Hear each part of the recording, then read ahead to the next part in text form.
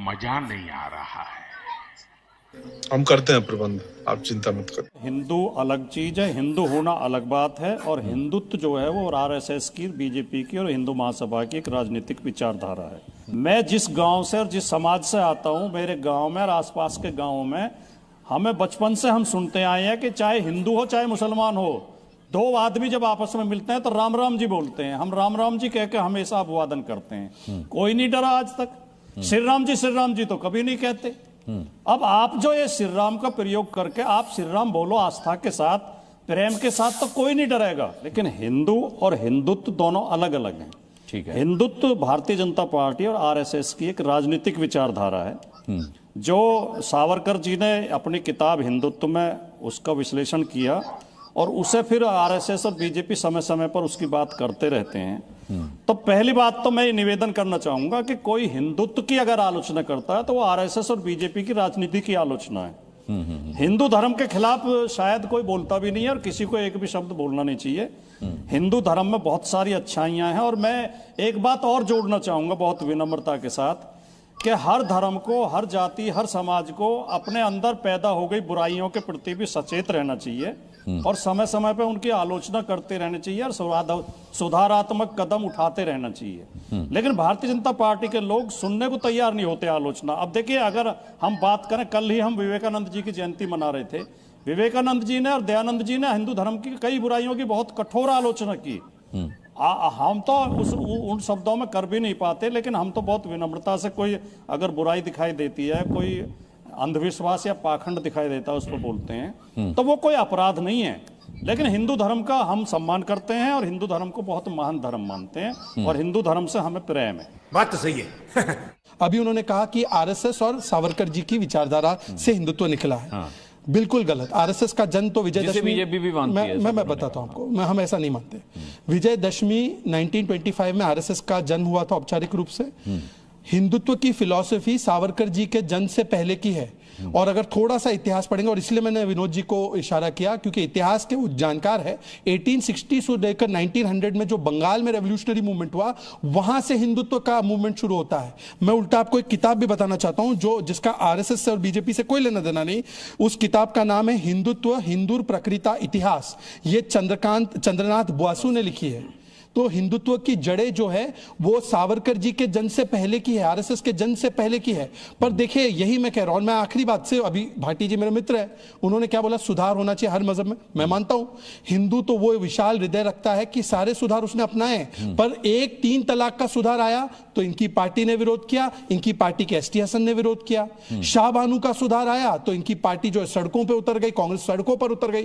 तो सुधार तो एक जगह की प्रवृत्ति है, और दूसरी जगह सरतन से जुदा करने की प्रवृत्ति है। इसलिए मुझे लगता है कि राजकुमार भाटी जी, बताइए आप बताइए कि राम मंदिर बेकार बोला था कि नहीं राम गोपाल यादव जी ने? क्या राम भक्तों पर गोली चलाने का अभिमान महसूस किया था कि नहीं किया था मुलायम सिंह यादव ने? दीप उत्सव के समय पर क्या दीप लगाने पर अखिलेश यादव जी ने नहीं बोला था क्रिसमस की झालर से हमको सीखना चाहिए? ये तो अभी का बयान है, हाल ही का बयान है।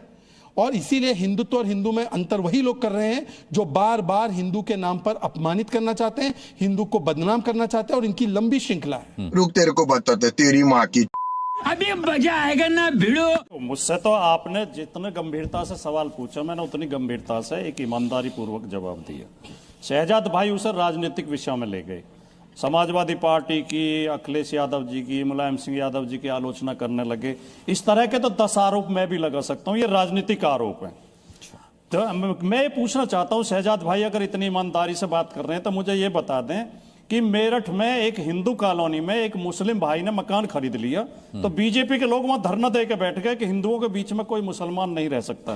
क्या हिंदू धर्म ये शिक्षा देता है हमें? बरेली में बच्चे जन्मदिन की पार्टी मना रहे थे, तो वहां बजरंग दल के लोगों ने जाकर मारपीट की छात्रों से, केवल इस बात पे कि 10 छात्रों के बीच में 2 मुसलमान थे।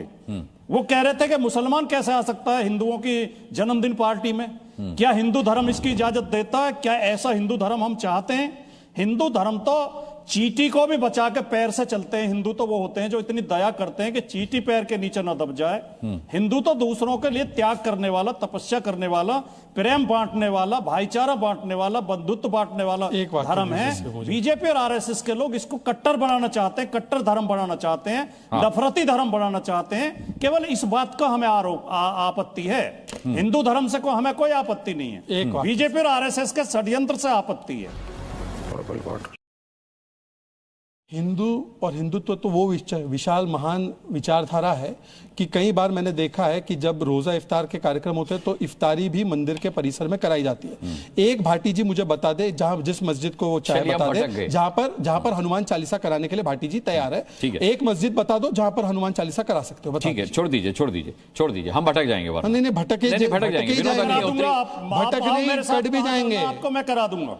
हनुमान बता दीजिए, मस्जिद का नाम बता दीजिए, मस्जिद का नाम, समय बता दीजिए, मैं आऊंगा। मुझे समय और जगह बताइए, किस मस्जिद में ऑर्गेनाइज करा रहे हो हनुमान चालीसा, बताइए। मैं करा दूंगा, बताओ शर्त। हाँ, मैं आने को तैयार हूँ। अभी जगह बता दो, अभी स्थान बता दो, अभी डेट बता दो। हनुमान चालीसा मस्जिद के अंदर करा दो। बताइए कौन सी मस्जिद में करा रहे, बताइए। मैं करा दूंगा।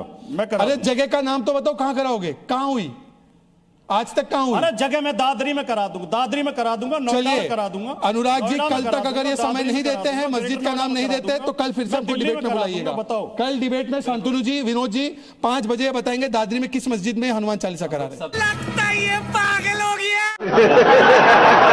जैसे मैं कुरान पाक में पढ़ता हूँ, चाहे वो कुरान.com में पढ़ूं, जो देवबंद की कुरान की कॉपी उसमें पढ़ता हूँ, उसमें पहले काफिर की परिभाषा है, जो मोमिन वर्सेस काफिर, मतलब जो कुरान में बिलीव ना करे, जो इस्लाम ना फॉलो माने, जैसे हम और सीधे अगर हम मान लीजिए नहीं मानते, हम किसी और 4 लोग खड़े हैं, आपके जो कैमरामैन अधिकतर मुझे दिख रहे हैं, वो सब यहाँ पे काफिर हैं। और उसके बाद काफिर को मारने के अलग तरीके लिखे हैं, कहां से काटा जाए, आपके मुताबिक काफिर है, कुरान के मुताबिक काफिर है? बिल्कुल, कुरान के मुताबिक मैं काफिर हूँ। अच्छा, ठीक है। हम सब काफिर हैं, जो भी कुरान में बिलीव ना करे और जो दूसरे भगवान में माने। मतलब मैं सम्मान करता हूं कुरान का, लेकिन बिलीव नहीं करता। सम्मान से कुछ फर्क नहीं पड़ता, आप बिलीव करते हैं नहीं करते कुरान में, आप उसके अनुसार अपना जीवन जीते हैं नहीं जीते। अच्छा। तब आप काफिर हुए। और काफिर को फिर मारने के अलग अलग तरीके लिखे, अलग अलग सूरह है उसकी, कि ऐसे मारो, ऐसे काटो, ऐसे जिहाद करो, उसका पूरा डिटेल डिस्क्रिप्शन है। तो मेरे ख्याल से जी टीवी को मेरे ख्याल से इसमें पहल लेनी चाहिए, बड़े बड़े धार्मिक गुरुओं को, इस्लामिक गुरुओं को बुला के, और जो स्कॉलर हैं उनको बुला के यहाँ पे एक डिफाइन करना चाहिए काफिर है कौन।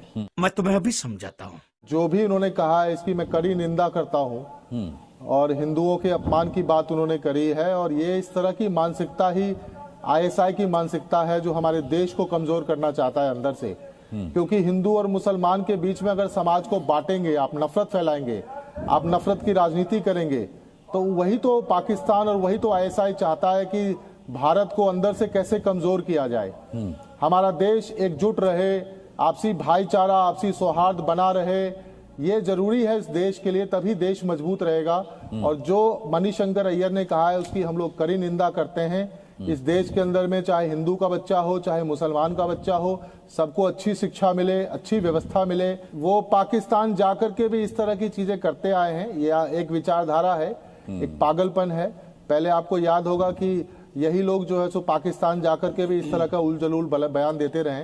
वो बेशक ये केवल मणिशंकर की बात नहीं है, इस देश में इस तरह की बात और इस तरह की राजनीति चाहे जो भी करे, वो देश को कमजोर करने की बात कर रहा है। और इस तरह की राजनीति को आम आदमी पार्टी, हमारे नेता अरविंद केजरीवाल जी बिल्कुल भी हम लोग सपोर्ट नहीं करते हैं। और हम इस चीज में यकीन रखते हैं कि चाहे कोई भी धर्म हो, हमें आपस में प्यार, मोहब्बत, भाईचारे के साथ रहना चाहिए। और कोई भी देश दुनिया का हो, बगैर शिक्षा में निवेश किए हुए उस देश की तरक्की नहीं हो पाई है। तो हम सब लोग शिक्षा, स्वास्थ्य में, व्यवस्था में बनाने वाले लोग हैं। और देश को मजबूत रहेगी, सुख शांति रहेगी, सब लोग सुख समृद्ध रहेंगे, आपसी भाईचारा मजबूत रहेगा, तो ही देश मजबूत रहेगा। धंधा बंद करवाएगा क्या? हिंदू और हिंदुत्व, एक सावरकर जी का हिंदुत्व है, जिसको उन्होंने खुद कहा है कि ये एक राजनीतिक विचारधारा है और इसका धर्म से कोई लेना देना नहीं है। ये सावरकर जी का चंद्रकांत बसु का जो उन्होंने जिक्र किया वो सही है, उस समय वो किताब लिखी थी उन्होंने बंगाल के संदर्भ में। लेकिन मुझे लगता है चूंकि विवेकानंद जी की जयंती है तो आज हम लोग विवेकानंद जी को याद कर रहे हैं। विवेकानंद जी ने जो व्याख्या की थी हिंदू धर्म की, उसको अगर आचरण उसका में लाया जाए, भाषण देना बहुत आसान है, मैं भी भाषण दे दूं गांधी जी का नाम लेके, विवेकानंद जी का नाम लेके, सबके नाम लेके।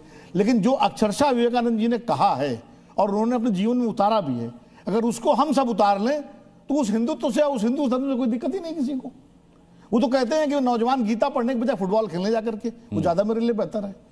मतलब तो या अगर उतनी उदारता है हमारे आज के हिंदुत्ववादियों में तो कोई दिक्कत नहीं है। हाँ। समस्या वो आती है कि जब जम्मू के मेडिकल कॉलेज में 42 मुस्लिम सेलेक्ट हो जाते हैं नीट के जरिए, तो वहां प्रदर्शन होता है और वो कॉलेज बंद हो जाता है। तो ये कौन सा हिंदू धर्म है, ये कौन सा हिंदुत्व है? जो बरेली का उदाहरण दिया कि 2 लड़के घुस गए, अभी मेरठ का उदाहरण, सवाल प्रॉब्लम वहां होती है। अगर हिंदुत्व की परिभाषा तय नहीं हो पा रही आपके जो मूल उदारता है, जो है हम सब मानते हैं, आज पैनल में सारे लोग मानते हैं, वो मूल उदारता अगर चरितार्थ है तो उसमें क्या दिक्कत है?